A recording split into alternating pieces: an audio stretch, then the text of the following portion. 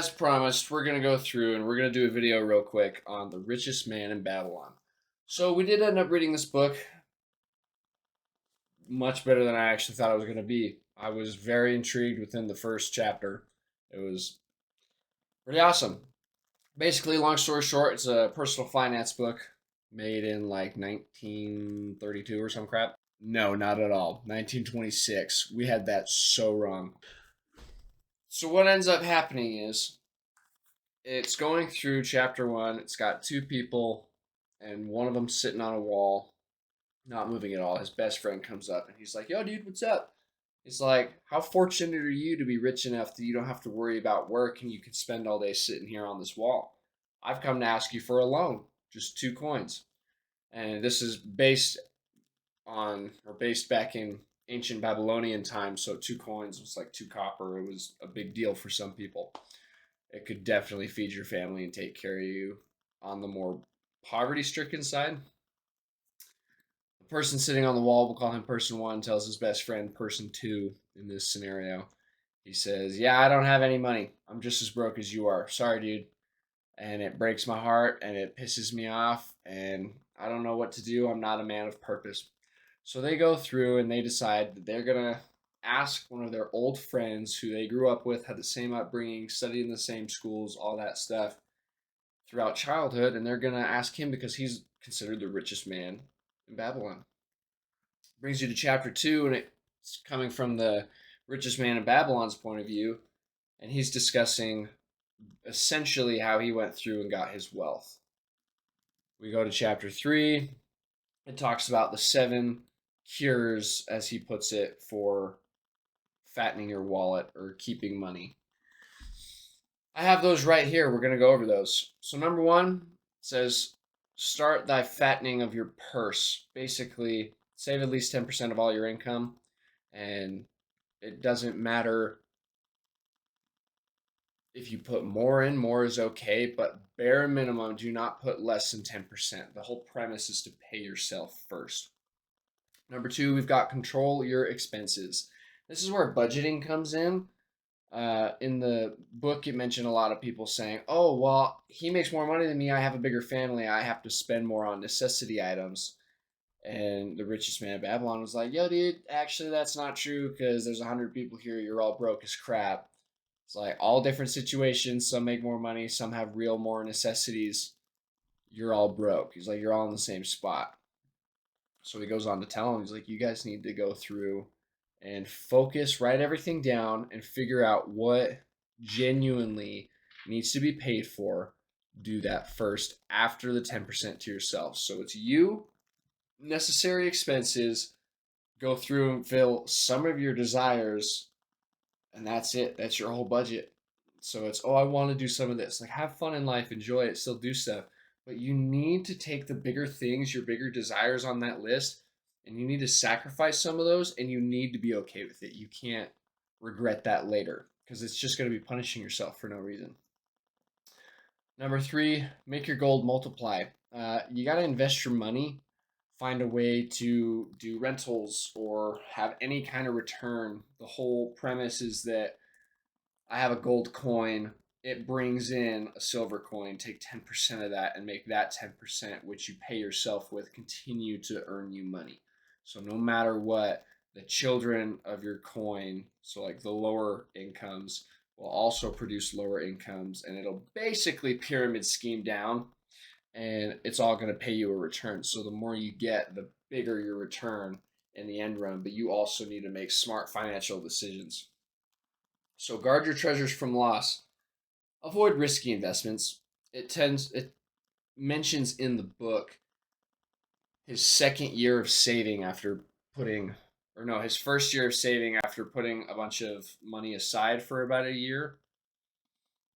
What ends up going on is he gives his funds, all of his savings, okay, all of his 10%, to a brick maker who specializes in just making bricks. Bad idea. Okay, because his mentor comes in after that year period and he says, "How's it going? You rich yet? Like, you have all the money that you desired?" He tells him, "No, I gave all my money to this brickmaker. He's traveling for work. he's going to buy me a bunch of jewels, and when he brings them back, we're going to sell them for a high profit, split the margin because he was the traveling and bringing back and all that, and I was the investment or the financial aid. And then we're going to split the money and make way more, and my purse is going to grow. So his mentor tells him, he's like, why would you trust a brickmaker on making jewels? He's like, that makes 0 sense. Why would you not go to the jeweler? So the premise behind this lesson is that you guard your money, you guard your treasures, you make smart investments, do your studies first, and make sure 100% that you know where your money's going to go. And it says that it's better to have a safe return on your money than a much riskier loss that's not going to be guaranteed at all, even if it is high risk, high reward, right? Which is the whole premise of risk. So I don't know. Like, I'm glad it specified it, but for most people reading, I feel like it would be assumed preemptively. Just me. Number 5, make thy dwelling a profitable investment. It wants you to own your own home, own your land, your real estate, whatever, because that's not only good for finances, it's amazing for, oh, my kids have a yard, my dog has a yard. Like, we can do a garden, we can do whatever the heck we want. It's ours. We don't have to worry about paying this kind of thing for HOA. We don't have to worry about these kind of neighbors telling me what to do like it's mine. I don't have to pay a renter's fee. I don't have to pay extra deposit. None of that. It's all you. You got to do whatever you want on the whole thing. It's all yours. Okay. So I had to pop my back. Number 6, ensure your future income. It wants you to plan for retirement.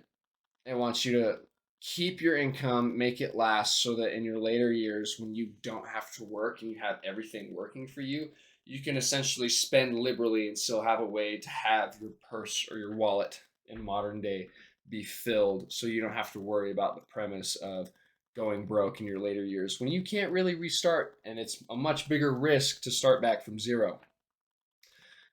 We go through number 7, improve your ability to earn. It basically wants you to always study, get your knowledge up because knowledge will be the way that you learn more in ways to make money.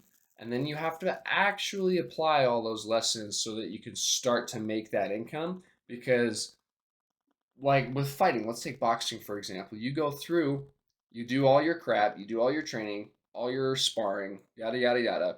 You're in prime physical condition. You are ready to go. You know every trick in the book, but you've never been in a real fight. So, what the heck is going to help you when you're not able to read this guy's movements? You're not going to be able to predict or see what's coming. Or he just has such raw power and you're scared crapless because you're like, well, he's 5 inches taller than me. He's built like a unit.